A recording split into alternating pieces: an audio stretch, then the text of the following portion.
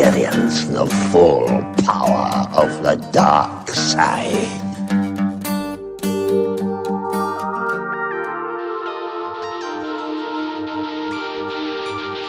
Good!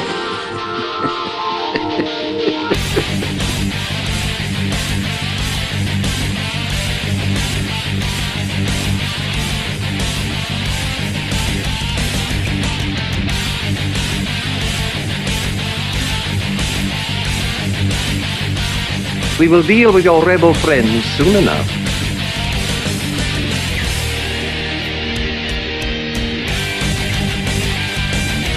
What the?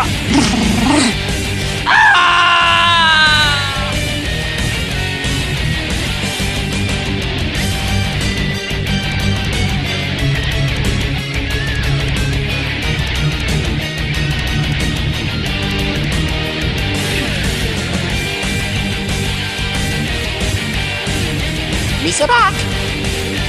Prepare to fire! Oh no!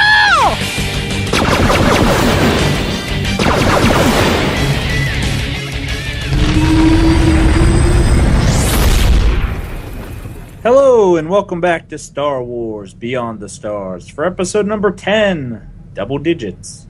Recorded on Monday, October 27th, 2014. I'm your host Fred, aka Sith Lord Korv. And joining me tonight is Agent Olan. Hello, Fred. Thank you for the warm welcome. Hello, everyone on Twitch. Hello, YouTube. Cheers, and how are you all? Well, greetings from Imperial Intelligence. It was a welcome anyway. I don't know about warm.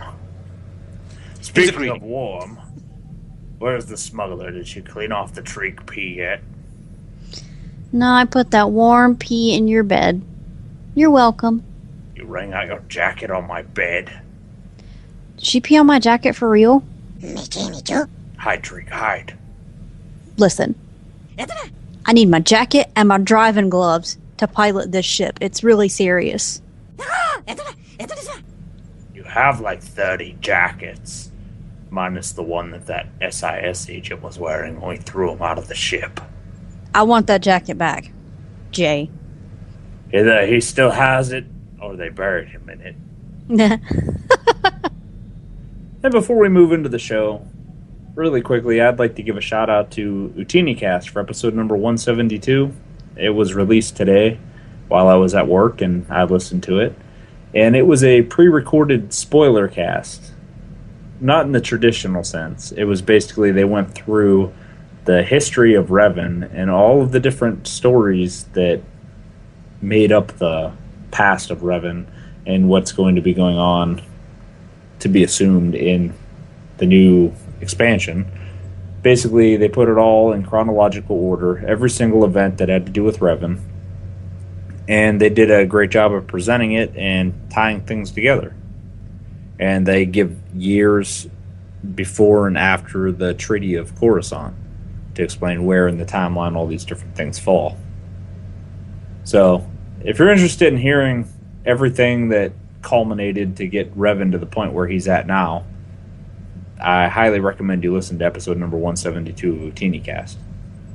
And as a reminder, we do offer free shout-outs. If you'd like us to announce anything for you, please send us an email to StarWarsBeyond@gmail.com. And you can also find out more about our show at StarWarsBeyond.com. And we're now available on both iTunes, Stitcher Radio, and as a third outlet, SWTORnetwork.com, which is hosted by Olib. And he's doing a great job with that website, maintaining it with all of the news that's pertinent to SWTOR, as well as all of the podcasts and all the different streams and activities that the community is really talking about. So if you feel like you would like to expand your SWTOR fix, head on over to SWTORnetwork.com and check it out. You can also like us on Facebook at facebook.com/StarWarsBeyondPodcast. And you can tweet our show at StarWarsBeyond. We record the show live on Monday nights at 7 p.m. Eastern Standard Time at twitch.tv/NoSHTGaming. And what's coming up in the Captain's Log tonight, Paige? Coming up in the Captain's Log, we have our last week in game. We're going to discuss new classes in the future.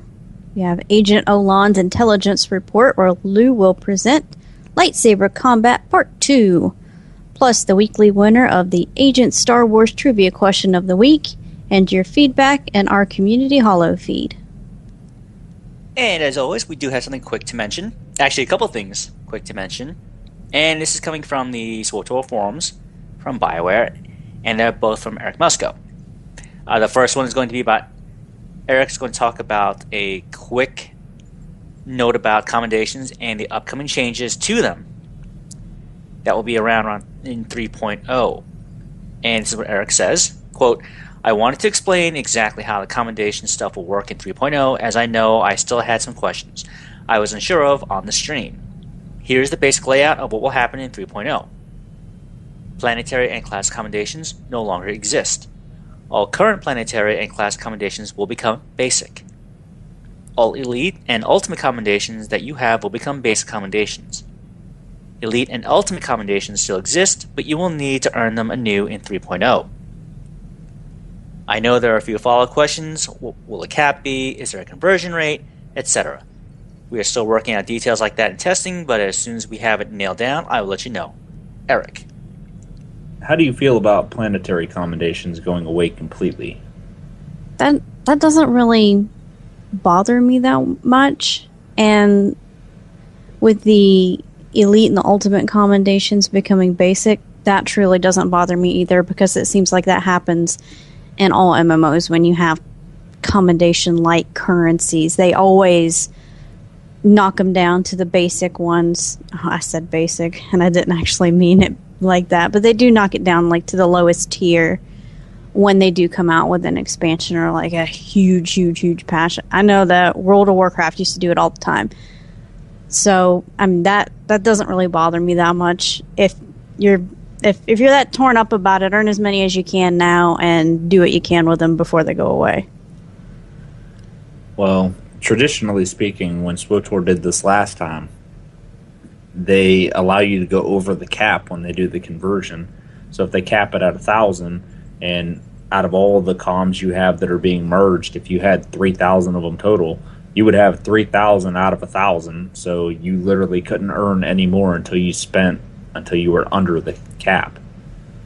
So if you've been hoarding commendations, chances are you'll probably be over whatever that cap is by the time it's all said and done. So Lou, what do you think about this merger? I think it's going to be a good change as it stands, because as Paige mentioned before, not only World of Warcraft but other MMOs that use, I guess, these kind of tokens to buy gear, equipment, and such. As the game evolves, a lot of games do tend to streamline what they have for currency, because there comes a point to where you're literally working with not only the most basic unit of currency, which is like whether it's a piece of gold, a credit, whatever genre MMO you're in. You got to deal not only with that, with regular currency, but now you're dealing with, maybe if there are 7 factions in the game, you're going to have 7 faction currencies to work with there.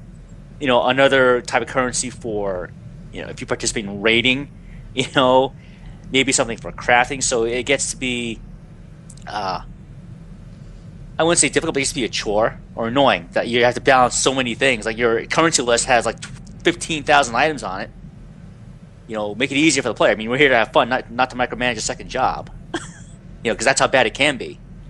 Now, let's say it's that way in TOR, but yes, there's some games that have gotten ridiculous to where you go managing so many different currencies, you forget exactly what you need. So this could be a good change.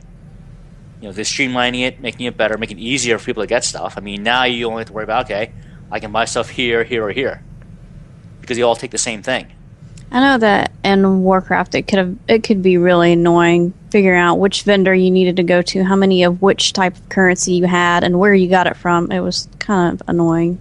Right. And other MMOs have followed the same model, and yeah, you can see where the player annoyance gets there. It's like, wow, I really have to go here just to get this because it only takes this currency? Come on. Yeah, and see, my initial reaction to it is I'm thinking in terms of how the system works now, where those basic comms get you the entry-level gear for 55, but what I'm thinking they're going to do here is they're going to make it so the basic comms basically replace the planetary and classic comms for all intents and purposes, and basic comms don't do what basic comms do now. Like, you can't use that to buy your entry level 60 gear, is my thought, because otherwise, why wouldn't you just go to low level planets and do all those old heroics to get 3 basic comms every time you do a quest that you're way over leveled for? I think that you're only going to be able to use those basic comms to buy things off the planetary vendors and the classic commendations vendor, all the outdated stuff. Mm-hmm. I mean, this is just my assumption. I have nothing to support this, but I would be completely surprised if you could still use basic comms to buy an entry-level 60 gear set, because what would stop you from then never spending any of them on a planetary vendor because you want to use all those comms as soon as you hit level 60?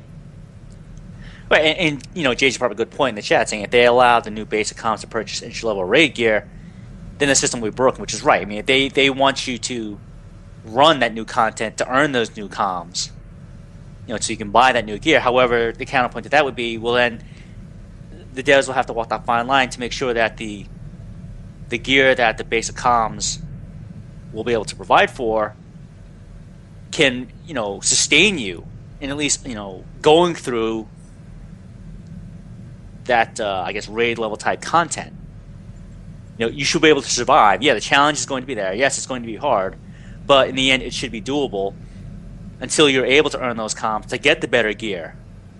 And then now you can actually see your progression of, all right, this raid, this particular instance, or this particular operation is getting easier and easier to run because now I'm slowly earning the gear to make myself better. I'm fairly confident that basic comms are going to serve the purpose of planetary and classic comms now. And the elite comms will do what the basic comms are doing right now. So you'll need elite comms to build up for your initial opening raid set. Mm-hmm. And then the ultimate comms will be what you use to get the really badass armor that's like the best available to you without doing operations. Right. And again, I mean, like you said, this is all speculation because, you know, obviously this is all they've given us so far, so we're all just talking about, you know, what it could mean. What it could be. Nothing definitive. I don't want this to turn into one of those charity gear situations, though, because I hated that in Warcraft when I busted my rear end rating and then people could just buy something almost as good as mine, like really too close to as good as mine, just by farming a currency. Well, I'm pretty sure you can already do that and get close to the opening raid gear, because if you kept doing the Oricon dailies and Section X, you get the basic comms now, and you could get a level 55 set. Geez, what level is that, Lou? Like 168? I don't remember off the top of my head. Well, it's something like that. Yeah. You get basically an epic set by doing that, and that's supposed to be the gear that you can use to raid, but the stuff that you get from Nightmare Mode ops, which is the hardest ops in the game, they're running around 180 something gear. So there's still a significant gap between what you can get as a raider and what you can get just by doing dailies and spending your comms. I feel like I'm going to get a lot of hate for saying I think that significant gap should stay there. Well, it needs to, or else there wouldn't be a carrot on the stick to do operations. Pretty much. Okay, and the next thing that Eric Musco mentioned today on the forums, a little while ago, actually a couple hours ago, and this is straight from the site, quote, "Hey folks, I wanted to let you know about some new items coming to the cartel market later today. These are each of the items and their cartel coin price. Note that these items are only available for a limited time and will come off the market on November 4th. The Walcar Trickster, which is 1,800 cartel coins. Which is like an orange speeder that closes around you. Looks pretty cool, but not really worth 1,800 in my opinion. The Ghostly Magus armor set, and that's going for 1,000 cartel coins. That one I might splurge for, maybe, because 1,000 is still cheaper than most of the armor sets that they put out there, and it looks pretty cool, man. Like, the Emperor is wearing that when you first encounter him as the Jedi Knight. Spoiler alert, belatedly, just in case you haven't played that storyline yet. However, on to the next one. Belatedly. The Ethereal Rackling, which is a mini pet, and that's going for 140 cartel coins. I'm definitely going to get that because it's super cheap. Yeah, it's actually, I like that one, actually. I like the way it looks. The Phantasmal Rackling, which is another mini pet, and that's also going for 140 CC cartel coins. Next up, the Statue of the Agonized, which is a household decoration. Sorry, stronghold decoration. And that's going for 150 cartel coins. The next one is another household decoration. It is called the Thranta Trophy. That's going for 130 cartel coins. That's something you hang on your wall. At least that's what I've seen on the picture on the website. Also, another stronghold decoration, the Infected Tree. Yes, the Infected Tree, folks, for 120 cartel coins. And they're bringing back a returning item, the TRK-R Treatment Chamber. And that is going for 1,200 cartel coins. Man, that actually looks pretty cool, too. Screw I like that. Go spend the 1 credit and get the medical table. Yeah, that's true. Or take the 1,200 and buy another set of armor. Which, PSA, everybody, make sure you go to the Cartel Bazaar and buy 50 of the slot machine from the Binary Star retail vendor, because that's only going to be in there until December 2nd. 1 credit apiece, get 50 of them, that's the cap. And you'll get all kinds of Galactic Strongholds achievements. Mm-hmm. But yeah, that wraps it up from Eric. So he says, thanks everyone, Eric. So that's it for our quick dimensions. Not so quick though, but Yeah, we went on a little tangent, but it's okay. That's it for our first tangent section of the show. Moving into the next tangent section. Into the captain's log. Alright, Paige, what'd you do in the game this week? I didn't play as much as I wanted to, but I did do a little bit. I finally maxed out my affection with Talos, with my assassin. Woohoo! Andronicus is still giving me some trouble. He's not liking any of my gifts, and I think he's mad that I like him, but I don't like him. I don't like him. I played my commando with Fred Smuggler, and at one point on Coruscant, we couldn't figure out where my class quest was. It was in the Justicar territory, and we had moved on to the works. The quest is called More Old Friends, and when you're looking at the map in the works, it looks like it's in the works, when in reality, it's just really far south in Justicar territory. And it's one of those issues where it's on a different level of the city, so it's not easy to tell on the map, but simple quest text skimming got me where I needed to go. And we've decided to play those two through all the planetary quests, even if our class story XP boost causes us to outlevel it.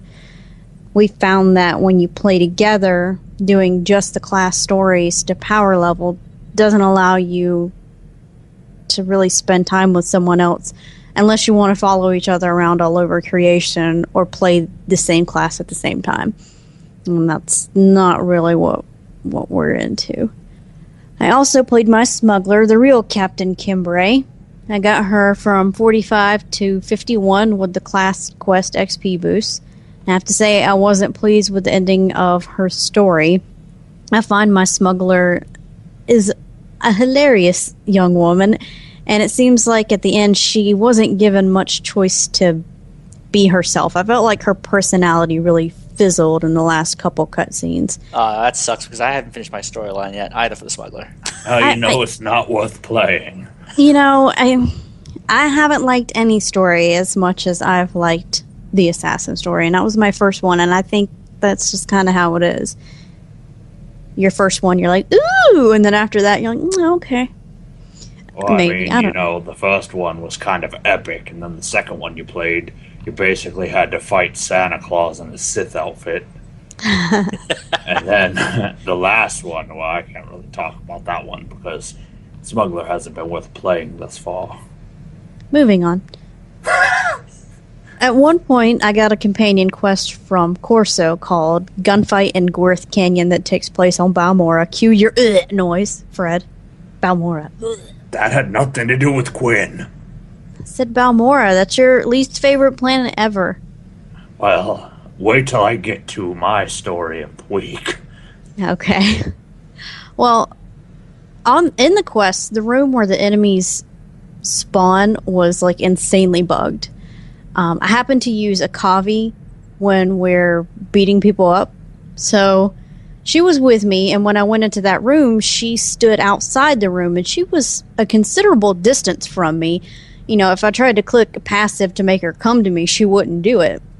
When I clicked on the quest item, it said I needed Corso with me to use it, and I was like, oops, duh. So I dismissed her, and I'm still inside the room. I summon him inside the room with me, and as I click on the item, it goes to a cutscene. Next thing I know, when the cutscene ends, he's taken off like a bat out of hell to stand outside the room. Like, he ran from me to go stand outside. I don't know what. Maybe someone farted in the room. I don't know. And it just so happens that as he's running out of the room, he pulls all the enemies that just spawned from the cutscene. So they pretty much insta-killed him, since I didn't even realize we were in combat until it was too late.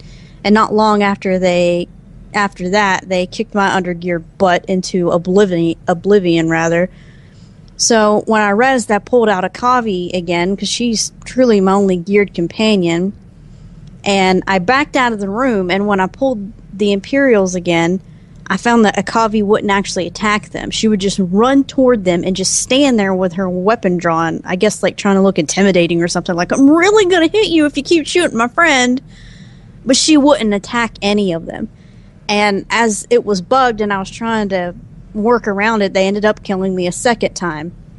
So something's definitely up with that room, because when I pulled them a third time, I had to line of sight the Imperials, and they started to warp through the walls to try to get to me.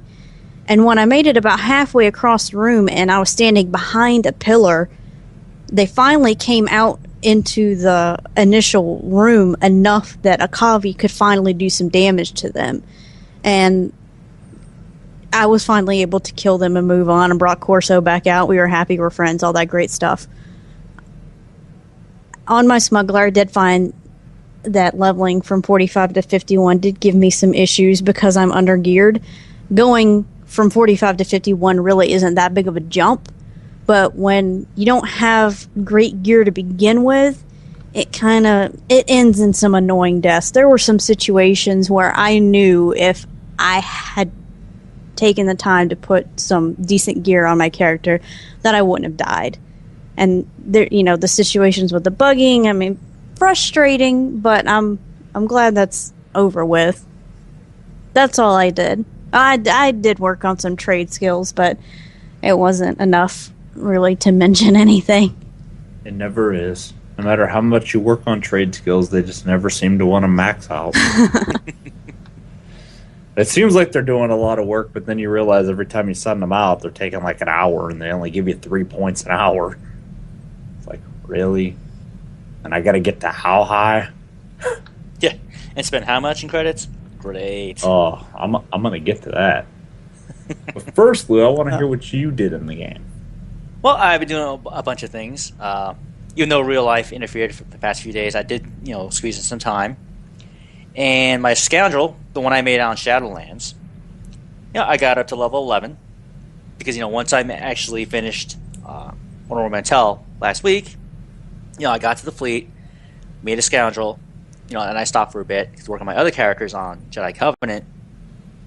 And, one of the first missions you get when you first get to the fleet, where you actually get that one where you have to join the group finder, that quest. So, I obviously accepted that, and I actually went to the Acellus flashpoint area and was just waiting. That popped, and I ran. That first one to get credit for that, and I obviously get the Acellus flashpoint done. But then when I got back after that first run, I realized there were quite a few people asking to do that run. On their character, whether they're totally brand new, just other players who wanted to start a new character. So I actually ran Acellus a few times in the fleet. Because normally what I do is, I do the flashpoint, whether it's Black Talon or Acellus, boom, and I hit either straight to Coruscant or to Dromacaz, and that's it. What happened? You kept running it, and you kept losing the roll at the end, and then Yeah, no. Here's the thing.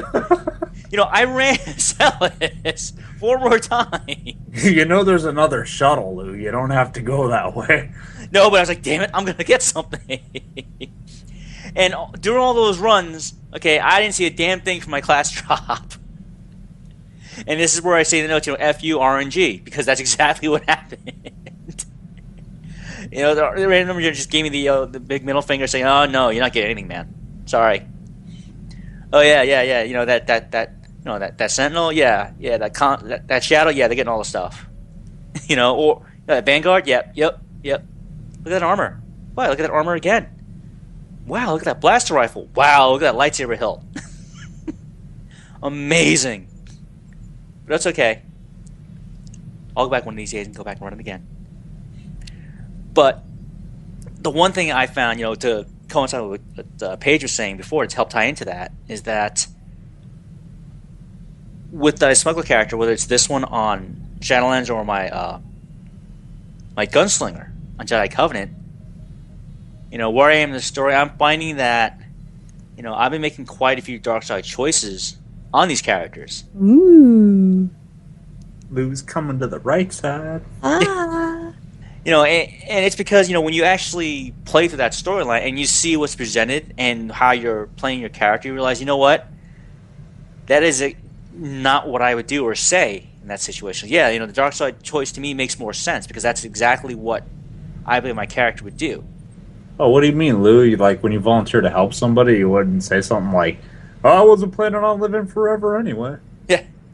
Well, not only that, no, not just that, but the way they present some of the choices to you. It's like, obviously, you know what? No, I am definitely, for what you did to me, what you did to my friends, my associates, yeah, you're definitely getting a blaster bolt to the face. I think what a lot of people get confused with is that when they created the smuggler character, they're trying to obviously base off of Han Solo. Okay? And everyone, kind of sees Han's character as a, carefree, happy-go-lucky, good-hearted smuggler type, but you know what? Read up on his past and how he got to that point, though. All right? People seem to forget that before one time, Han was an officer in the Imperial Army, all right? He held rank. And right? There was a time back when that was canonical. Right. But, all right, so when you think about it, that's how you met Chewie. And that's part of why he left the Imperial military. Right? He was an Imperial at one point. Yes, he was from Corellia, so he had all those crazy innate pilot skills that Corellians have. But he was also, remember, he went to the academy on Karita. And when you read the other stories that involve Han Solo, like especially, Han Solo, Star's End, Han Solo's Revenge, you will see Han and Chewie in a different light because, yes, on one side, Han and Chewie are smugglers, but on the other part, Han and Chewie are also known, which is the one against guys, they're known as gunmen in those stories, Han and Chewie aren't only famous for being, they've got the fastest ship in the galaxy, but because they're that good. Han is the fastest draw in the galaxy. Other than one canonical character who, look him up. Han is the fastest gun draw in the galaxy. Okay, he didn't get that way by being a nice guy. And that's where I find myself, at odds sometimes with the smuggler stories. The fact that, wow, really, that's a dark side choice? It's like, yeah, I know I'm supporting the Republic, but still, I'm... Gosh, if I'm D&D terms, Dungeons & Dragons terms, I'm chaotic good. I'm not lawful good. Let me tell you a story, Lou. One time when I was on my bounty hunter, some guy named Vex told me he was the fastest draw in the galaxy. I splattered him. Oh, spoilers. Yeah. Sorry. But yeah, that's what kind of irks me with some of the choices that are brought to the smuggler storyline so far that I've experienced. It's like, why would I do something? That is entirely, that shouldn't be considered a dark side choice. That should be considered, either a neutral choice or, you know what? For the smuggler class, that is a light side choice because that's exactly what they would do, keep in line with themselves. I can say that on my smuggler, I tried to play her. Yes, I tried to kind of model her after Han, but also after me a little bit. Kind of sassy and, I'll do it for the money and I'll do this and I'll do that to gain whatever I'm after. But if it's like, oh no, children are gonna die, I'm like, well, I can't allow that to happen. And throughout the entire story, I just kind of bounced back and forth between light and dark. It was a very middle of the road character, but still with that, I almost want to call it neutrality, even though it wasn't. It was me just doing what was best for me. There was still a lot of personality and a lot of spunk to the character. And I really feel like it fizzled at the end. Yeah, exactly. I mean, especially when you first, when your character first lands on Ord Mantell. Okay, your character comes across, whether it's that you're playing a male smuggler or a female smuggler, you come across as confident, cocky, and sure of yourself because you're a great pilot, and you also know, you're pretty damn good with that blaster in your hip. I stayed pretty smug throughout the entire story. Yeah, and that's the thing, you're not only known for being a great pilot because you also know how to take care of yourself, and you've taken care of people with the business end of that blaster. And I think the storyline should reflect that better. But it is what it is. But I'm just saying, that's how I feel in further playing this particular character. That I think some of the storyline, at times it kind of wavers on what exactly do you want these characters to go, like the wishy-washy in both either good or evil. Well, judging by the art direction, I'm pretty sure it wasn't Han Solo they had in mind, but rather Marty McFly. And I tried to talk Paige into playing an old male man with white hair following me around, but she didn't want to do it. We couldn't find a DeLorean speeder either. Oh, no. I'm sure they'll make one out there soon enough. Tell you what, you make a character and you can get the name Marty. So I follow you around like, Marty!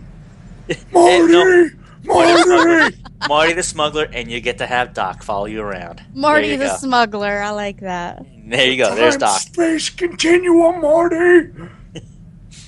Goodness, I don't even know. Gotta get back to 1984. Don't think it was 84. I don't give a crap. Okay. It was 84, I think so. Anyway, back to the characters. Oh yeah, that. Is that what we're talking about? My operative, as I said last week, slowly getting used to using HK-51.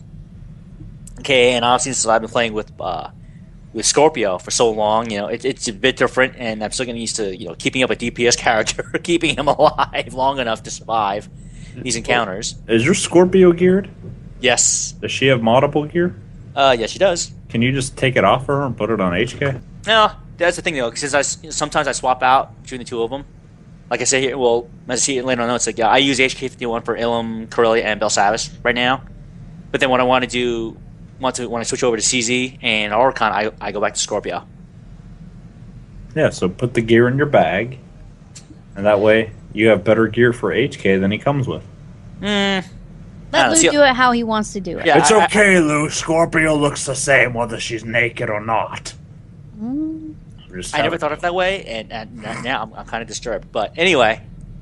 I took all the clothes off of ID-10T a while ago. He's been clunking around naked ever since. Oh God. Anyway, along with that, I also find myself past few days going back to do the GSI missions, GSI and the other mission terminal dailies. Still build up faction rep and earn credits again, because then I find the GSI dailies on all the planets is just an easy way to make money, more money, Especially since my operative Marauder and Sorcerer, I am hoping to hit, which is the final level for Imperial Forces on McKeb, which is Terror of McKeb, earn that title within a couple weeks. Because I mostly do the GSI stuff on those three. Nice. Yeah, so I'm hoping to get that. I don't mind chasing titles either, because that's another achievement I like doing in games, is chasing down titles. So right now, I'm this close to getting Terror of McKeb, so I figured, let me finish it. Same thing with the Bounty Brokers Association. I'm just one tier short of maxing that out, so I figured, why not? Next time Bounty Contract Week hits, definitely growing all my characters to do that and earn that as well, because that's a little stuff that I appreciate that that Buyer puts in the game. They put in these achievements, these titles for you to go after. I am like a little tiny sliver of being a quarter of the way through Outsider. The macabre. Well, you should work on it, though. I mean, I completed the whole story on one character. Mm-hmm. And it didn't even get me to newcomer. Wow. Yeah, start doing the dailies. GSI dailies on there. No. But to answer Jay's question really quick in the chat. Yeah, Jay, I do GSF every now and then. And right now, what I'm doing for the past few weeks, if you've noticed, I've been building up my credits on all my characters, especially my Imperial ones, is because I'm building myself up to eventually, look up a guild and start running ops. Obviously learn, on story mode until I got comfortable with doing that content. And also, being able to fine-tune, my playstyle and being able to work with the team. Because mostly I've been confining myself to just, the regular 4-man groups. And so it's going to be different actually having to heal or helping out, whether it's, a DPS role or the healing role, on an 8-man or 16-man team. So that's my overall plan right now, is what I'm working towards. Yeah, I know that myself personally, I'm planning on looking for an ops team once the level cap goes up to 60. I'm actually going to crack down and try to do some ops. Mm-hmm. I have a feeling that you're going to get spammed with, "Oh my god, join my ops group, we're awesome." No, I'm nobody important. What's the matter with you? You think that the people in this community actually like me? They do. They eat the Twizzlers out of your old man folds. Only Jay, and that's because I don't tell him where they come from.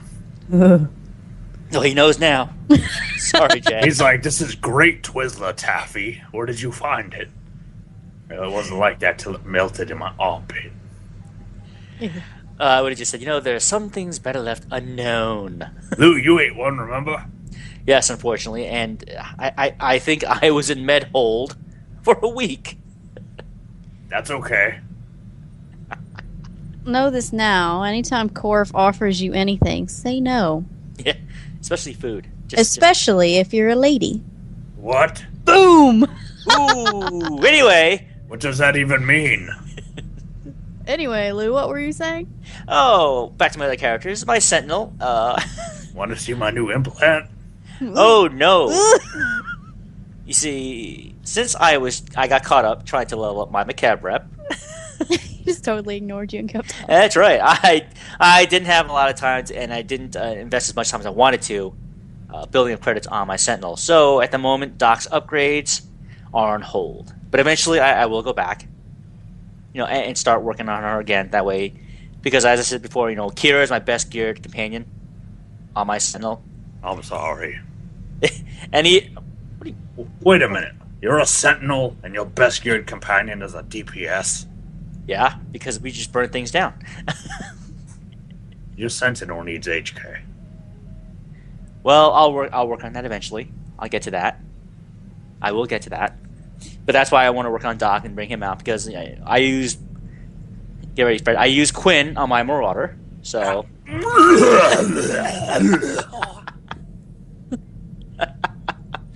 so I figure, since I do that, just their mirror class, I might as well just take Doc out and use him on my Sentinel. Not black-haired David Hasselhoff. Yeah, I never thought of it that way, but now that you mentioned it. Armpit Twizzlers don't make Korv gag, but mention Quinn, and he loses his lunch. Something not right there. What you don't know is every time I vomit, I do it into a bowl, and then I feed it to Treek. Oh, God. Fred, you can stop. Oh, what a way to segue into my other point here. She thinks it's oatmeal. Gosh. Well, since I built the Smuggler now, or the Scoundrel on Shadowlands, the next character I'm looking to create on Shadowlands is a Juggernaut. Because I already have my Marauder on Jedi Covenant. So I figure, I'll create a Juggernaut here and try out that advanced class and see how it goes. See how I like it. Because at this point, the only tank character I've leveled has been my Vanguard, because my power tech is still leveling now. So I'm going to figure, let me actually use a force using character, because obviously the Vanguard is ranged as well as the power tech. So I figure, what? Let me get a tank that's up in your face with a saber. You should make him be a body type 4 male Twi'lek. That way when he gets attacked, we can hide behind him. Right, a literal meat shield, right? Because he's just so big and so fat. Paige and I will play body type 1 characters and we'll stream together. Yeah. We look so sickly because he eats all the food. That's why we're so skinny. So you'll all be the same class as Talos. Right? Paige will play a bounty hunter and have Mako, and I'll play an Inquisitor and I'll have Talos, and we'll all be skinny except for exactly. Because you're just a tub of lard. I mean, funny that you mentioned Mako is because I use Mako on my power tech, and compared to my character, she's a body type 2. It's like Mako is a stick. I mean, body type 2 is not thin, but she's also not chunky, whatever. But Mako is still a stick in comparison to her. Same thing with my bounty hunter. And Mako. I mean, I know we just met literally, a few chapter ago, but didn't these guys feed you? Eat some cake. Look here, sweetie. You can share my dinner. Please just eat. Yeah, just here. Here, I give you some Twizzlers. Don't ask where I got them. Just eat them.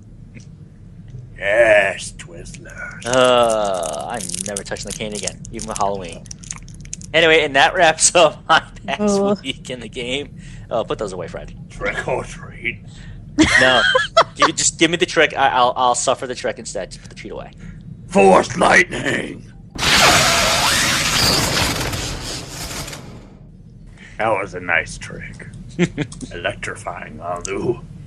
I think it's your turn to discuss your weekend game, Fred. I think you might be right. I leveled my gunslinger up with your trooper up to level 20 or something. Finished Coruscant, got my ship, and then we stopped there. And then Imperial Operative up to level 33 now. Working through Terrace. Just became a double agent, which Lou knows what that means. Yep. Wait. Now you're operative. This is the one on Covenant, right? Jedi Covenant. No, this is the one over on Shadowlands. My operative on Jedi Covenant is 55. 5. All right. Oh, now this one on Shadowlands, is this one spec for heals or DPS now? He's mirroring my one over on Jedi Covenant. Okay. So he's 50-50 hybrid. Until the expansion comes out, one of them is going to be heals and the other one's going to be DPS. So I was going to say, so the expansion hits and then, hybrid becomes pretty much obsolete. I'll figure something out. And I just started Terrace, which means right before that, I was being told to jump up and down and sit down and pull my rifle out. I'm sure you remember that part of the story, Lou. Mm-hmm. I don't relish it. Spoil anything, but it's like the worst part in the story. Yeah. Yeah. And my Sage hit level 55 on Shadowlands and is now geared completely in 156 gear with Lieutenant Ereso wearing full 148s. Nice. Big thank you to Buckeye for running Oricon with my newly 55 Sage so that I could gear up with the 156 set. I also maxed out my affection with Lieutenant Ereso because I've been banking the gifts I was getting from my underworld trading since I picked up the skill. So when I got Lieutenant Ereso, I pretty much went and cleared out my bank of everything that he liked, and that got me probably up to 8K with him right off the bat. Wow. And then he loved every decision I was making, so I was getting like 45 affection here and there, and yeah, he ended up maxing out. Wait, now what benefit does he give you once you max out with him with trade skill? Do you remember offhand? Well, trade skill wise, maxing out their affection, that just gives them the ability to come back faster, like it shaves time off. But the benefit that you get from maxing him out is it gives a passive health bonus to every character in my legacy. Nice. Yeah, I didn't play the Merc much at all this week, so he's still level 24 because I've been busy with other things. But I did get on my assassin to do some PvP. And I was closing the gap between his level, which is 25, and his Valor level, which was 20 at the time. It's now 23. I'm trying to keep him pretty close, so hopefully when I get to level 50, I can actually have my Valor level go above my character level. And then I can earn some of those PvP rewards that I've never had before, especially the titles. So to recap what I've done with the the 12 times XP this week, I got my agent to 33, Merc's still sitting at 24, and my Sage is 55, and I also got on my Trooper just long enough to change his gear. He looks like the poorest Havoc Squad commando ever. Like, he's wearing some garbage that makes him look like a companion. And I got freaking Arik Jorgen running around wearing the exact same gear that he's wearing. They're twinsies. It's totally cute. They even got camouflaged guns that match the armor. Wow. Wow. That's all I can say. Yeah, I'll have to show you. It's disturbing. Especially since my Trooper is an Imperial-type Zabrak. That's going to be interesting to see. I'm going to keep this as general as possible, but there was one point in the story when I was ordered to kill these people. Yeah. And I got them to come out by promising not to kill them, and then I immediately shot them as soon as they walked out. Jorgen loved it. And by that, I mean I lost 22 affection with them. You know, I do have to say, on my commando, I make decisions and he loves them. He's happy with me, all that stuff. But he is still a snarky little kitty cat, and I just want to hit him on the nose with a newspaper and then just spray him with water like a bad cat. Well, sorry, he annoys me. He's got such a bad attitude. I'm like, I don't know what your problem is, girlfriend. But you need to sit down with your sassy pants. He got mad when I killed innocent people. And he was like, oh, I can't believe we're wasting time doing this. And I was basically like, shut up and do what you're told. He lost one affection, and he was like, yes, sir. I'm like, all right, that's what I'm talking about. I'm not going to spoil anything for anybody, but there is one quest where I do something really, really, really, really bad. So bad that it's similar to a situation that Arik has been in before, in which case he was very upset. But I only ended up losing, like, one affection from him, and he just said, ridiculous. Like, I did something horrible. I can't figure him out. I don't know what to do with him. He's a difficult character to get along with. Yeah. I'm difficult to get along with. He's just a bad cat. I can't believe they never updated him to the new Cathar model. Yeah, I don't know, man. I think at this point they should. Because it's already out there. At this point, they should have done it when they first added the new race.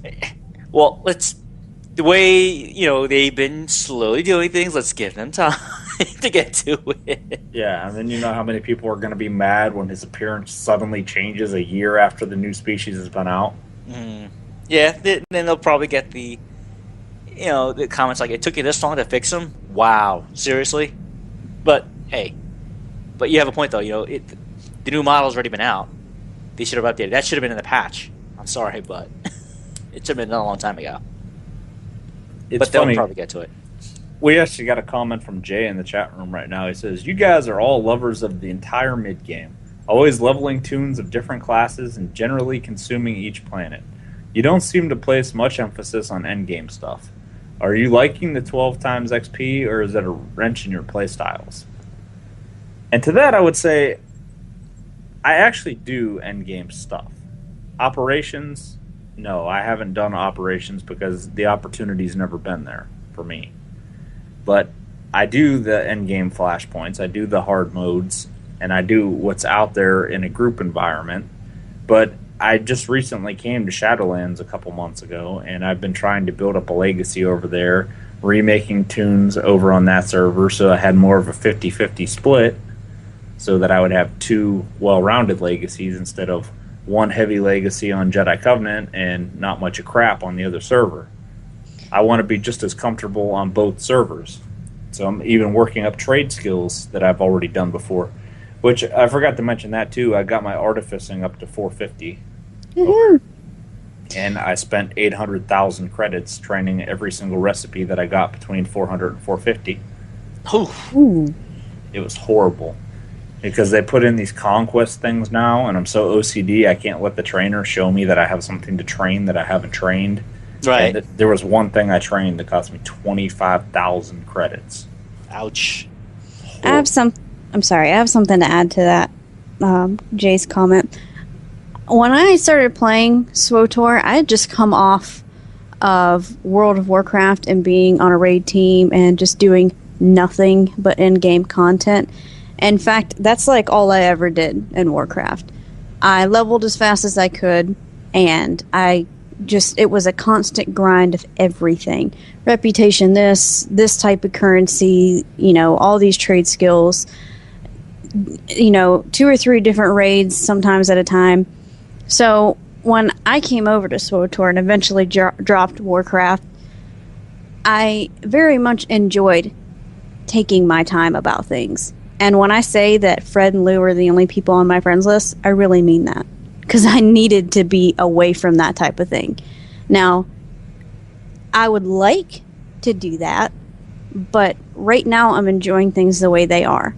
And eventually, when this 12 times XP goes away, I'm going to have, I hope so, at least several level 55s that I can then work to the next level cap, and then at that point, start doing some of the end-game stuff. And as far as PvP goes, I saw you mention something about that earlier, Jay. We do PvP. Fred mentioned that he PvP'd this week. I haven't done it in quite a while, but I do it, and we have some fun with it. Fred and I do have a PvP pair that we have. We just don't play them that often. We're focusing on other things right now. Oh, Jay, please, no. I don't think anyone wants to take it as a bad question, but it is a good question. Yeah, you're right. We do talk about a lot of the beginning to mid-level stuff, and even approaching the 50. The original end game, level cap. As I mentioned before, my long-term goal that I'm doing now with all my, especially my Imperial characters on Covenant, Jedi Covenant, is to build them to where I can do operations. Okay. At this point, what I'm doing is slowly building up each of their stuff, building up their gear accordingly, and actually, I'm actually getting close to a point to where I actually can start looking for a guild. Who will be available at the times I'm free to do operations and such, and then I'll ask to join them. And then I'll have at least 3 characters, at least on the Imperial side, that I could say, hey, look, these are my characters that I'd like to bring in to your guild, and this is where they are at. And I'd like to be able to contribute. If you have like a B team, or if you have, same thing with Paige. When SWTOR first came out, I had just come from Rift, and my guild there had been raiding. We've been raiding for the past 5 months.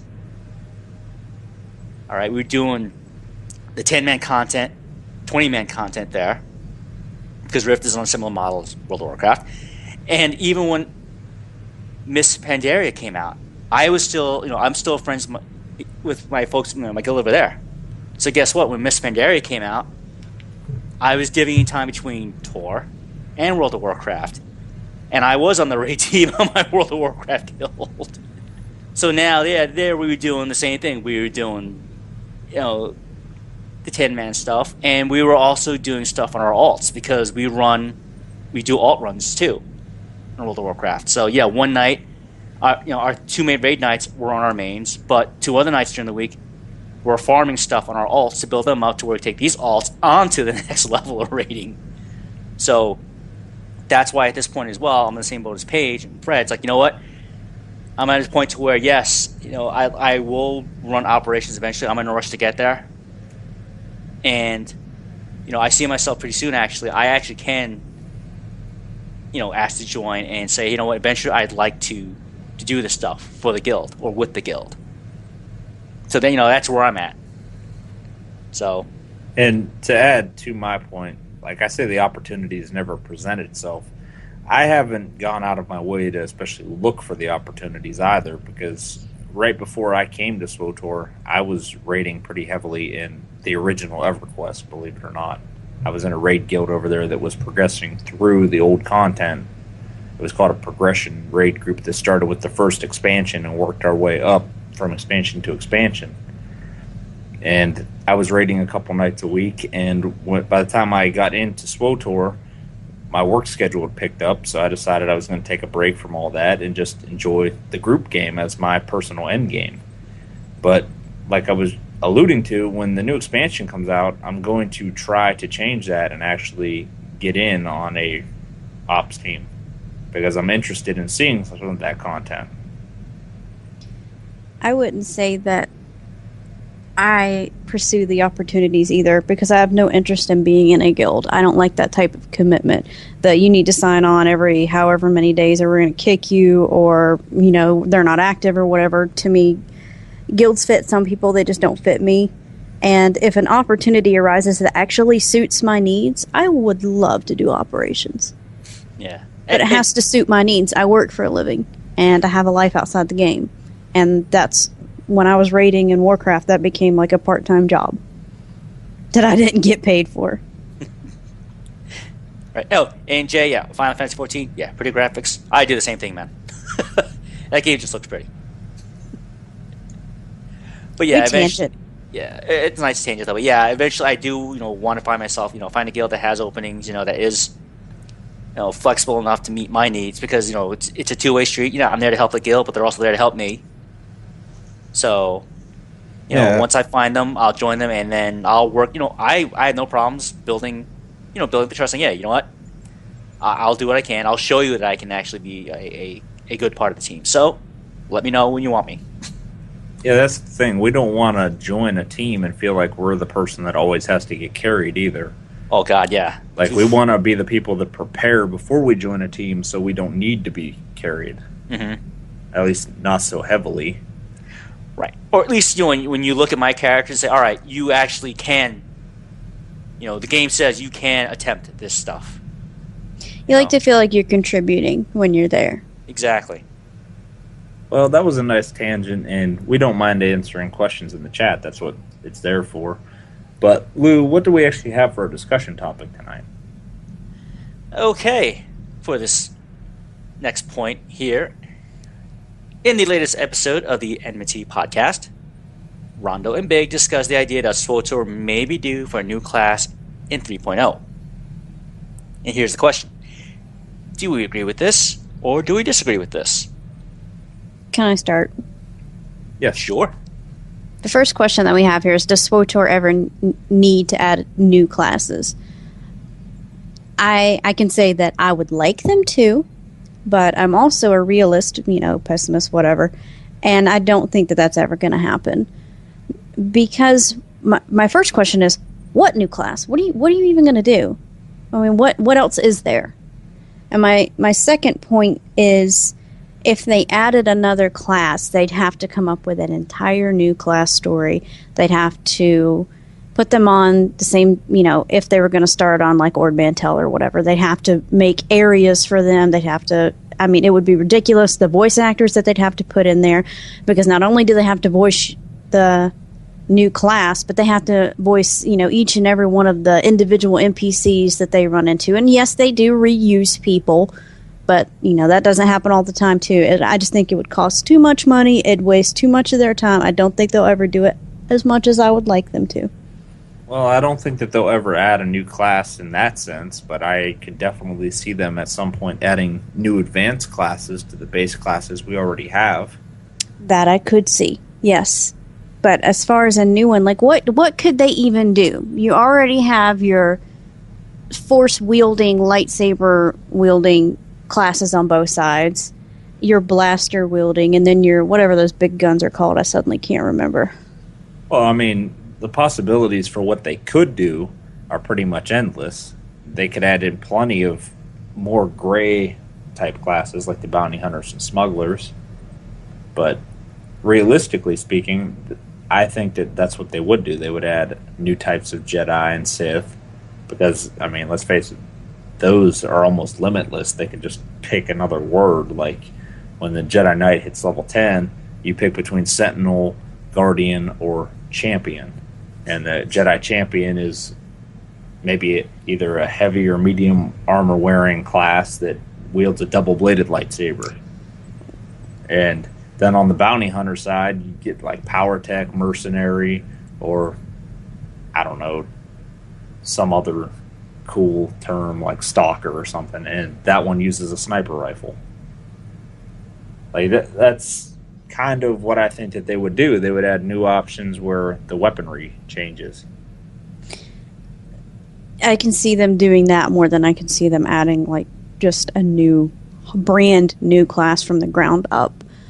The thing about that is, I don't know, it almost seems like it would break things, because then you have to make those types of weapons like usable for a bounty hunter. Like if you were going to give them a sniper rifle, you'd have to make it usable for them, and I just think that they'd have to go back and mess with too many things. I don't see it happening. Yeah, I mean, I don't think new class is necessary. But to more everyone's point, and in the chat, like Jay, everyone else, yeah, I think we'll see more advanced classes because we have the 4 archetypes already per side, and I think that's all you really need. You just need to build up on those, because logistically, as you just mentioned, Paige, trying to rework the starter zones to where now if you have a brand spanking new class, depending where you're going to put them, like, are you going to make them start on Orb Mentality? Are you going to make them start on Tython, Droman Kaz, or I'm sorry, on Hutta, or on Korriban? Wow, that's going to be a lot of work. Because everything's already hardwired, everything's already built up. Again, you'd have to bring back those voice actors and voice actresses, give them entirely new dialogue, new reactions. There's so much stuff in there. Remember how long it took them to get to this point, the game first released. And that was doing, 8 stories. Now you're adding on a 9th, for both sides, obviously. And there is probably going to be a lot of behind-the-scenes work that has to get done. So unless they've been doing it for the past year, they just haven't told us, which wouldn't surprise me because, we all know how tight-lipped BioWare can be with their projects. But, yeah, I mean, I wouldn't see a new class per se, but it's definitely going to have to be a new advanced class. And I think that would add more variety to the game without touching the base classes. Because, to your point, Fred, the Jedi Knight. Yeah, you branch off now, you could be a Guardian, Sentinel, and the third. Which, could be a champion doing whatever, Well, if they are going to do that, I want to see them expand the weaponry. Like, if they're doing something in that vein, give a Jedi Knight a double-bladed lightsaber so it feels different. Right, and we'll see, at this point, again, it's all speculation, folks. I think if BioWare does go this route, this would be their opportunity to actually redress a lot of what the player base has been asking for the past few years. Okay, like, why would certain classes dictate what weapon they use when, canonically speaking, a Knight or Sith could use whatever weapon they wanted? It just fit what that particular Jedi Knight or that Sith wanted to use as their weapon. Like Darth Maul from Phantom Menace. Okay, what did he use? He used a double-bladed lightsaber because that fit his style. He liked that particular form of fighting, using saber staff. Okay. And then one thing you don't, which kind of pet peeve of mine, which you didn't see in the movies, how come no one ever uses dual lightsabers? Every Knight always had just one. Like, what was wrong with using 2? You know what I mean? And now BioWare has a chance to say, all right, we know players have been asking to mix up the weapon selection a bit for the classes. Now we can do it. Now we can give a Jedi Knight character the ability to use a double-bladed lightsaber.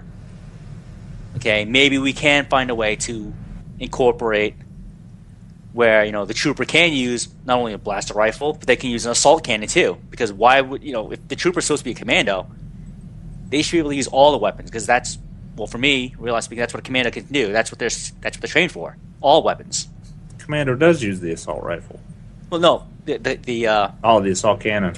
Yes, I'm speaking in general. The Republic trooper, is supposed to be a commando overall. Okay, highly trained, highly specialized soldier.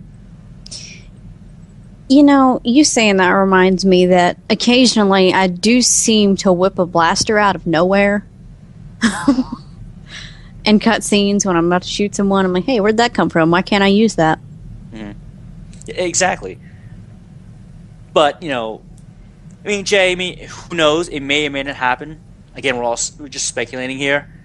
But that is one thing they can do to help balance out what the player's been asking for. Okay? Why can't I just go back to using, whatever as a weapon?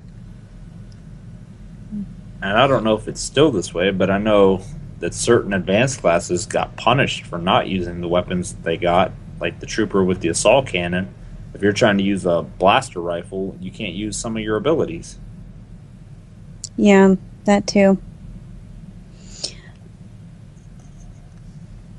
So, back to the base question, do you feel the SWTOR ever needs to add new classes? Will the game get stale if they don't? Well, go ahead, Paige. I'm sorry. I'm going to say no. Because there seems to be so many endless possibilities, even if you're playing the same class over again.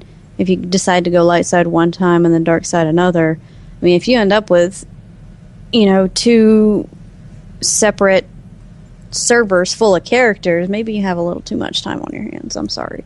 What about the other people that are doing the end game operations and stuff? What about them? Does the game not change up by never adding new classes? How does it not? If they're at the end game and they're getting new expansions, they're getting new content, they're getting something to do. We won't cover about how often new operations come into the game. But, alright, Lou, what's your reaction?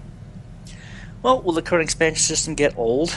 Well, eventually, as with any MMO, they will change, and they will grow over time. I mean, how long has TOR's already been out? For almost 3 years now. This December it's going to be 3 years old. And with any game, it has to change, it has to adapt. And I don't think things will get old in terms of maybe obsolete. I think what's going to happen is that if they do it right, it'll just be a means of progression. Meaning, all right, you go through the classic 1 to 50 storyline. Prologue, chapter 1, chapter 2, chapter 3, whatever. Okay, you move on to Macab, you move on to that part of the storyline. Okay, you advance your character that way. All right. And then now with Shadows of Revan, you have the opportunity to go and gain another 5 levels. Now you see additional contribution to the storyline. Okay, more content, more stuff to do to build your character up. And I don't think it'll get old. It'll just be another, it'll just be one step you have to take to get there. If you want to get to the end game, you have to go through these steps. You have to go through the 150 storyline. You have to do the 51 and 55 stuff. You have to do the 56 through 90 stuff. 60 stuff. And all that comes with it. So it just won't be old. It's not going to be old. It's just, I'm hoping making myself clear. It's just be a stepping stone to get to where you want to be at the end. Okay. So, one last quick question here. Will we continue to have free digital expansions, or will they all become paid now? And now that BioWare has said that the game is where they wanted it to be and it is quote-unquote finished, will we see expansions more frequently? I'll start with that first part of the question. Will we have new free digital expansions, or will they all be paid now? I think what BioWare has done the past couple of years has been decent. They do offer free things, like we just got Galactic Strongholds. Okay, we also received Galactic Starfighter for free. All right, so we got a space portion of the game, and we got our better homes and gardens for SWTOR. Okay, we got that for free. And then now that they're coming out with the new stuff with Shadows of Revan, now they're asking us to pay for it. And I think that kind of falls in line with what we see in the industry today anyway. I mean, even older games like if you take, for example, when EverQuest 2 first came out, 2004. Okay, every expansion there, all right, when you had the base game EverQuest 2, okay, and then you had the first expansion which was Desert of Flame. Okay, you paid for that. You paid, what was it? I think $16-17 for that, maybe $20 when that first came out. Okay, but then you got a whole new series of zones. All right, you got a whole new set of raids, a whole new set of five-man content, group content to run. You know, new weapons, new factions, everything. But on the plus side, before that even released, you know, Sony with EverQuest 2 had released other little mini packs, you know, mini DLCs for free to the community. I mean, they added, this one area I forgot. I think it was Split Paw, you know, with the Knoll faction. All right, so you got an entire, you know, little area to quest in, and get gear from, you know, earn money and get more story, and you got that for free from the game. But do you expect the SWTOR is going to continue to give us free things? I think so. Yeah, I mean, it's worked for them. It's worked for them now. I mean, they've given us free stuff. The community, more or less, has appreciated it. They've run with it. You know, and the community is, from what I've seen on the forums, okay, and what I've seen on Twitter, they're embracing Shadows of Revan. So I think what BioWare is going now, it's a nice balance between giving us free things and asking us to pay for some stuff. You know, I don't think they've gone overboard. I mean, they haven't charged us $60 for Shadows of Revan, which would be ridiculous. As far as will we have new free digital expansions or having them all be paid, I think it'll be a combination of both. I think we'll have some of that free downloadable content like the Galactic Starfighter and stuff like that, and I think we'll have paid expansions like Shadows of Revan. But I can say as a player, as long as they keep me happy enough, it won't matter if it has to be paid, because even if I'm struggling, I'll find a way to buy the expansion just because there's so much offered. So I think either way it goes, it'll be successful, but in reality, I think it'll just be a combination as it's been so far. Well, I think that the digital expansions that they've been giving us for free are going to dry up. And I expect that going forward, they're going to be paid expansions, and I think that they're going to try harder to get more operations content out there, because that's one of the things that they actually said at the last community cantina, is that they weren't happy with that break that they had between the last op and now, and they don't want to repeat that in the future. And that now that the game is finished, they're going to be able to focus more on content. So from the sound of that, it sounds like what they've given us with Galactic Starfighter and Galactic Strongholds is what they wanted in the game when it launched, and that everything going forward is probably going to be in a paid expansion. At least that's what I assume. I think we're going to get operations that just come out on their own as part of an expansion, hopefully more often than they have been. Mm-hmm. And we'll probably just see a yearly expansion now. That would be my assumption. And with that, Paige, what's our Star Wars recommendation of the week? This week, I'd like to say for those interested in actually getting a look at the recommendation of the week, I will be posting a link with a photo on the Facebook wall after the show is published to iTunes. This week, I have something from our friends over at thinkgeek.com. It is something that I actually bought for Fred, I think last year for Christmas. And it's still on there, and I put it on here because I can't get over how awesome it is. And I'm going to read the description of it. Show your love of Star Wars with this awesome lamp with a lightsaber hilt base. Each lamp has the corresponding insignia laser cut into the shade. Choose from Yoda, which has a Jedi insignia on the shade, Darth Vader, that has an Imperial insignia laser cut onto the shade, or Obi-Wan, who has the Jedi insignia.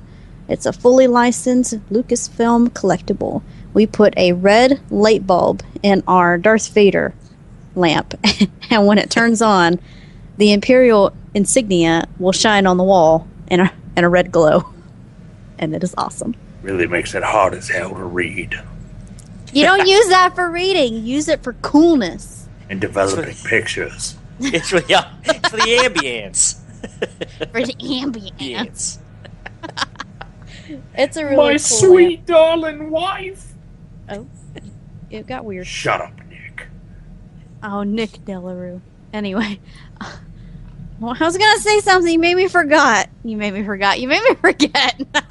Wow. You also made me talk like I'm stupid. That's your fault. That's my fault. What I was going to say is the lamp is $70. It's we do own it. I can say that it's nice and sturdy. We've never done anything like dropped it, but it's pretty solid. And it's awesome. Oh, it is awesome. So, Lou, speaking of awesome. All right. This week's Intelligence Report. As promised from last week, this is Lightsaber Combat Part 2. This weapon is your life. Wonder who said that. Or a nice quote from Count Dooku. It really is appalling how badly the Council has allowed dueling techniques to deteriorate. No style. No elegance. Our first point. With the final battle of Ruusan, most of the Sith and other Darksider organizations were annihilated or driven into hiding, and Jedi lightsaber combat experienced radical changes as a consequence. Dun, dun, dun. The dueling-centric Makashi style was rendered obsolete due to its lack of effectiveness against blaster-wielding opponents, as well as the simple lack of lightsaber-wielding opponents. Thus was the same with the more obscure weapon variants. By 32 years before the Battle of Yavin, the use of double-bladed lightsabers in actual combat as opposed to training was practically unheard of. Despite this, the era produced one of the greatest lightsaber duels to ever exist, Yoda. The eventual Grand Master of the Jedi Order mastered all 7 forms over the course of his 900-year lifespan. Damn.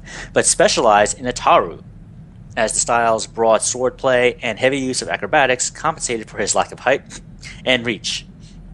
His fighting form was a masterful demonstration of many of the standard components of Ataru, and was a wonder to behold. I mean, come on, that was a great scene from Attack of the Clones. You gotta admit. Other great duels to arise during this period include Dooku, who stubbornly specialized in Makashi, despite the style's apparent obsolescence, considering it among the highest of fighting forms. Siolu Maranka, who ranked among the greatest Jedi warriors before renouncing the lightsaber and focusing on staff fighting, which he felt was a purer technique, and Mace Windu. Windu was a Juyo specialist who was working towards completing the form, as the lack of duelists with the self-control necessary to practice Form 7 left it still under development. The result was the Vapad style, named for a predator native to the moons of Sarapin. A dangerous style that cut close to the dark side, it required Jedi to allow themselves to enjoy the thrill of battle, channeling their own fury while feeding off of the aggression of the enemy, creating a feedback loop of power. Windu developed the style with the aid of fellow Jedi Swordmaster Saru Bulk, and only trained his own Padawan, Deepa Balaba, in the style. Notably, Bulk taught Cullen Voss elements of Vapad during the Amnesiac Jedi's retraining, though he said nothing of the style, and Voss refrained from applying it after learning more of it. Among the Sith, Darth Sidious's apprentice Darth Maul proved to be an exceptional duelist. One of the most highly trained Sith in the history of the Order, Maul was instructed in several obscure combat forms, notably considering himself a master of a corrupt Sith version of Juyo. In addition to his highly developed skills as a martial combatant, Maul also wielded a double-bladed lightsaber. Creating the weapon after a failed engagement against Siolu Maranka drew him to the conclusion that simple one-bladed lightsabers were too limiting. Maul went on to defeat the Jedi with his more unorthodox armament. The Jedi's inexperience with the weapon and his own skill with it provided Maul with an edge over many of his opponents, and great Jedi sword masters such as Anu Mondara and Qui-Gon Jinn fell before his blades. Maul was only defeated by Jinn's Padawan, Obi-Wan Kenobi, when he dropped his guard. With Maul thought dead, Sidious was forced to find a replacement, recruiting Dooku after he left the Jedi Order, dubbing him Darth Tyrannus, while Obi-Wan Kenobi would go on to train Anakin Skywalker, the rising star of the Jedi Order. Skywalker specialized in Form 5, as the aggressive fighting form was a good match to his bold, confrontational personality type. However, Skywalker's rapid advancement only fed his ego, and he came to consider himself a match for Yoda. He was given a sobering reminder of how much he still had to learn when Tyrannus cut off his arm, ending their intense bout. Kenobi himself specialized in Sora's suit, adopting the style after coming to the conclusion that Ataru's lack of defensive capabilities resulted in Qui-Gon Jinn's death. While the defensive fighting form stood him in good stead against blaster-willing opponents, his own confrontation with Tyrannus went less well, as Dooku's precision blade work simply worked around Kenobi's staunch defense. Developments during the Clone Wars. The Clone Wars would bring about a multitude of changes in lightsaber combat, as the more moderate forms the Jedi had specialized in for the last millennia proved lacking on the battlefield, calling for specialist combat styles. Notably, all the Neiman practitioners involved in the Battle of Geonosis perished in combat. In preparation for the Sith-orchestrated war, Dooku recruited several other duelists into his personal cadre of Dark Acolytes, notables being the fallen Sora Bulk and the Rattata warlord Asajj Ventress. Ventress' skills with the lightsaber were sufficient to impress Dooku and Sidious, and she was provided with further instruction from the former, notably in Makashi lightsaber combat. Dooku also trained the Kalish cyborg Grievous in lightsaber combat, which Grievous was capable of learning because of the enhanced speed and reflexes of his mechanical body. Grievous would become one of the most prolific Jedi hunters of the era, collecting their lightsabers as grisly trophies, and defeating such notables as Ki Adimundi, Shak Ti, and F. Koth, as well as dueling Mace Windu to a stalemate. Other great duelists who became casualties of the war included Sora Bulk and Deepa Billaba, leaving Mace Windu as the last master of the pod. By the end of the war, Dooku and Grievous were slain by Skywalker and Kenobi respectively. Their vastly increased skill marked them as two of the finest duelists in the Jedi Order, with Dooku crediting Skywalker as the finest gemstone stylist that he had ever seen, and Mace Windu recognized Kenobi as the master of Soresu. Windu's Vapad style also faced ultimate test during his confrontation with Darth Sidious, revealed to be the Republic's Supreme Chancellor Palpatine. Palpatine's advanced combat skills and dark side powers allowed him to strike down Aegon Kolar and Sazi Tin instantly. Kit Fisto and Windu were left alone to battle the vicious Sith Lord. Fisto's swordsmanship barely enabled him to hold Sidious off before he, too, fell. 3 of the best swordsmen in the Jedi Council were now dead, forcing Windu to fully channel his Vapad. The feedback loop of power formed by Windu's Vapad left both combatants in a contest of indefinite length, so Windu managed to seize the tactical advantage, disarming Palpatine, and seemingly defeating the Dark Lord of the Sith. However, Windu's apparent victory wouldn't last long, as Anakin Skywalker intervened, defecting to the Sith and cutting off Windu's sword hand, leaving him vulnerable to Palpatine's Sith powers. Mace Windu, one of the greatest duelists in the Jedi Order, considered second only to Yoda, was dead. Skywalker, now Darth Vader, would spearhead the sack of the Jedi Temple, personally felling many of the Jedi within, including the children. Even the Jedi Swordmaster Sin Dralig was unable to hold out long against Vader's brutal intensity. Vader would only find his match in his former master. Kenobi's mastery defensive Soresu proved to be the perfect foil to Vader's all-out offense. In one of the greatest lightsaber duels of all time, Kenobi would give ground before Darth Vader's relentless attack, guiding the battle to a location of his choice and seizing the tactical advantage. Darth Vader was dismembered by Kenobi and left to die on the shore of a Mustafar lava river. He only survived when Palpatine, fresh from his own contest with Yoda, rescued him. Realizing that the new Sith Order could not be brought down through martial might, Kenobi and Yoda went into hiding. And this concludes Lightsaber Combat Part 2. Next week, we pick up with developments during the Great Jedi Purge.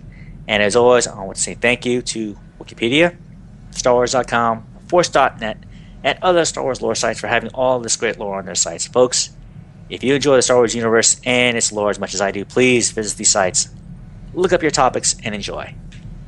See, I really like these lore topics because even the listeners that aren't really that well versed in the deep, extended lore recognize characters in these ones. Mm-hmm. Yeah, these are all familiar names, especially those who grew up with the movies. Who have read some of the EU books And the Clone Wars. And the Clone Wars, yeah. Because I know there's a if folks are really interested in learning about Windu's Vapasa, there's actually I think a couple of books just on that alone. I think it's called Shatterpoint, and it actually deals with Mace Windu going after his former apprentice. I think trying to prevent her from falling to the dark side, and you actually get to see more of the of the history leading into why Windu and the other masters held off on finishing it, or in restraining and teaching other Jedi that particular style of combat. And that brings us into the community holo feed, which first up is the Lore Masters Trivia Question of the Week, where each week we post a trivia question into our YouTube video version of the show. There's a button right on the video you click, takes you right to the question. And when you hear the question, if you can think of the answer or find the answer, you can shoot us an email at StarWarsBeyond@gmail.com and include your character name, faction, and server that you play on, and you'll be entered to win a cartel pack. Not to mention that every correct answer, even if you're not the weekly winner, you get entered in to win a much larger prize. And this week we had a winner, didn't we, Lou? Yes, we did. And the character's name, I hope I'm saying it correctly, Sibel, or Sibel, or I'm just going to go with Sibel. This person's from Jedi Covenant. And the answer, for those who did not get it, okay, the answer for last week's trivia question is... Dun, dun, dun. Who are they? They are the Inquisitorius. Okay? That sounds like something I would make up on a whim. Alright, they were force sensitive. They were force wielders. Okay? Just to give some background, they had their training grounds actually built on the ruins of the Jedi Temple. That's where their first headquarters was. That's where they trained and developed themselves, the first part of their existence. They also carried a talisman on them, which hid themselves in the Force. Meaning, it's kind of like when Jedi and Sith can sense one another. Kind of like the same thing going back further, with the Highlander thing. If you ever watch that series of movies, where they can sense each other. With this talisman, only be one. Exactly. The Inquisitors could literally hide themselves. They couldn't be sensed by Jedi or Sith. They hid themselves from the Force. All right, so that's what allowed them to be so effective what they were doing. So, did Palpatine have one of these so that the Jedi couldn't detect him when he was around them all the time as Darth Sidious? They never specifically mentioned that. But then again, remember, Palpatine always wore different outfits. Because as Supreme Chancellor, he had to look good.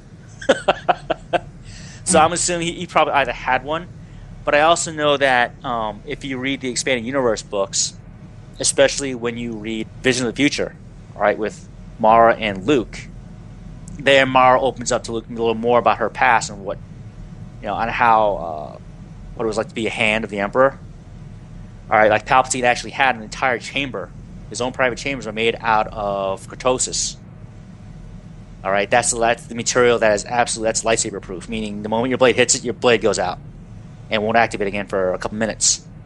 Okay, so he actually had an entire area built where he slept and lived that no Jedi could get through, unless they used the Force. All right, so pretty much the weapons would be useless. That's when you'd have to go in there with one of them old school weapons and use an actual sword to take him out. Well, you know what, and for Jedi and Sith, I wouldn't be surprised because remember what the Jedi used before they actually were able to create a lightsaber. They used swords, actual melee somebody weapons. like Luke Skywalker, he would be at a loss if somebody handed him a vibro blade. Yeah, pretty much. What is this? What do we do with this? Pointy end at the guy, man. Pointy end at the guy. Man, this must be to open a big envelope. Yep. Yeah, big letter opener there. What's a letter? Never mind. But Jake, yes, supposedly Mara Jade is in the palace scene in Return of the Jedi. She's supposed to be in there. Supposedly one of her characters is supposed to be in there, undercover, working for Palpatine, keeping tabs on someone. Oh, yeah, I think she's also supposed to be mentioned in the cantina scene in Star Wars New Hope. I believe that, or it's supposed to be, one of the EU characters, Shade Ducal, the Mishral Shadow Guard. She's supposed to be in there. She's actually supposed to be one of those human females with the weird black hair you see in the cantina scene in Star Wars New Hope. So, who knows? Greedo was played by a woman. Why is that? It's true. I like it. You just why? If you look at any pictures from the set, they actually have pictures of her with the head off, and she's wearing high heels in that scene. True facts from the set. Yeah, I have to look that up now. It's probably Mara Jade. Han shot Luke's wife first. So, Paige, what's going on in the SWTOR community? In your SWTOR community, you can check out these up-to-date podcast episodes. ToroCast, episode 218, posted on October 27th on torocast.com. Corellian Run Radio, episode 130, available on corellianrun.com since the 27th. UntiniCast, episode 172, available at untinicast.com since the 27th. The Unnamed SWTOR Podcast, episode 57, posted on October 11th and can be found at gadokgaming.com. Old Republic Radio, episode 83, since the 21st on iTunes. Healing SWTOR released another episode to iTunes on the 23rd. Enmity Podcast, episode 57, released on the 27th to iTunes. The Bad Feeling Podcast, episode 37, posted on the 23rd to iTunes and badfeelingpodcast.com. Be warned, that is an explicit podcast. Also follow Madmar at SWTOR Family for the latest happenings in the SWTOR community. If you would like to have your podcast listed on this segment, send us an email at StarWarsBeyond@gmail.com. I'm going to tell you how you can get a hold of us.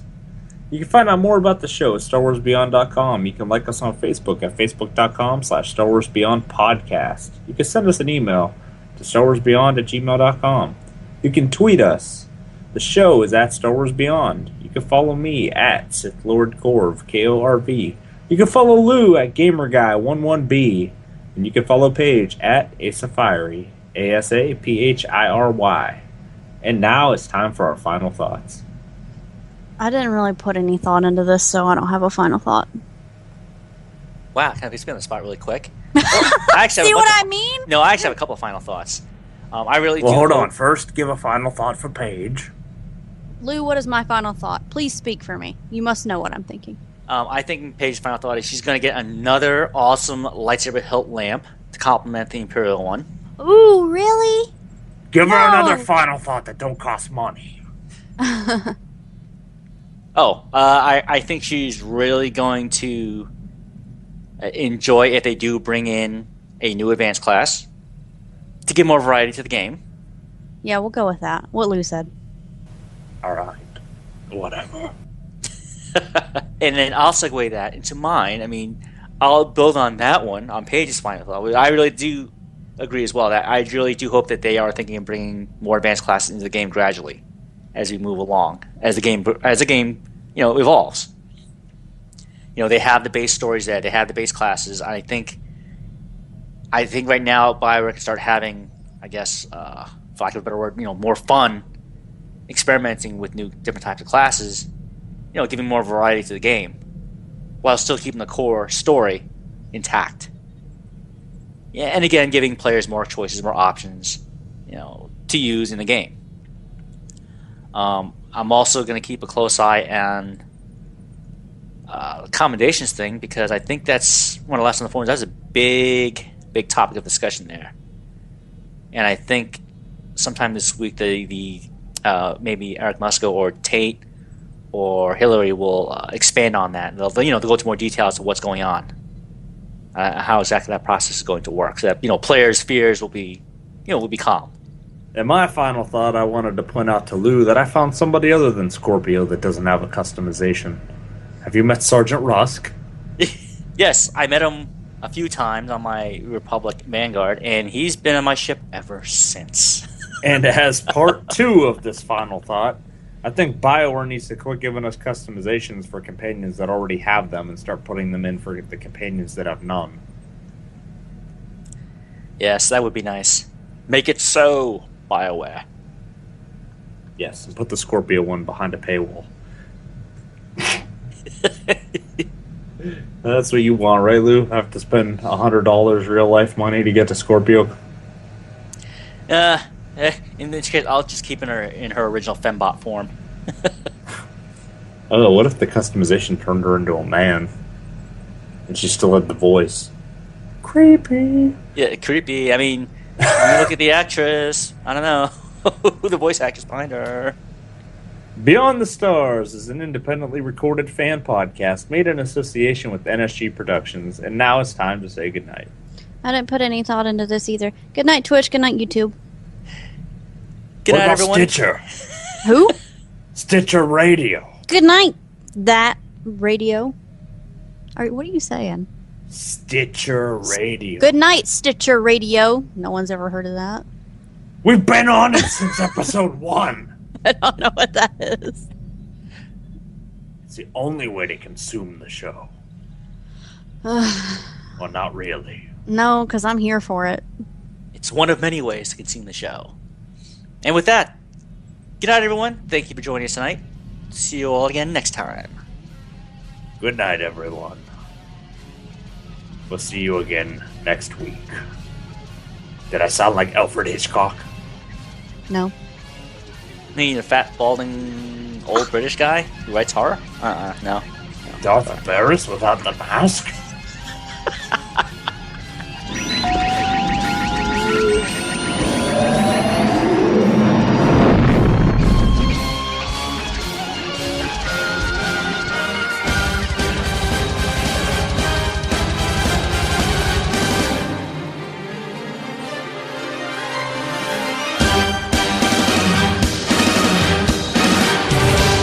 You've served your purpose. Beyond the Stars trivia question for the week, October 27th, 2014. First clue. I once served the light and the dark, and found myself belonging to neither. Second clue. History and its pursuit were once my life's passions, but such knowledge was deemed forbidden or dangerous by others. Third clue. As a teacher, I often challenge my students with difficult questions. My former students and I were denounced as failures. Fourth clue. Sharing power was a bitter mistake, a lesson in betrayal that drove me to vengeance. Fifth and final clue. I possess many powers and abilities, one of which was a vile corruption of healing. Who am I? And as always, folks, please send your answer to our Gmail account, StarWarsBeyond@gmail.com. And in your email, please include your character name, your faction, and what server you were on. Good luck, everyone,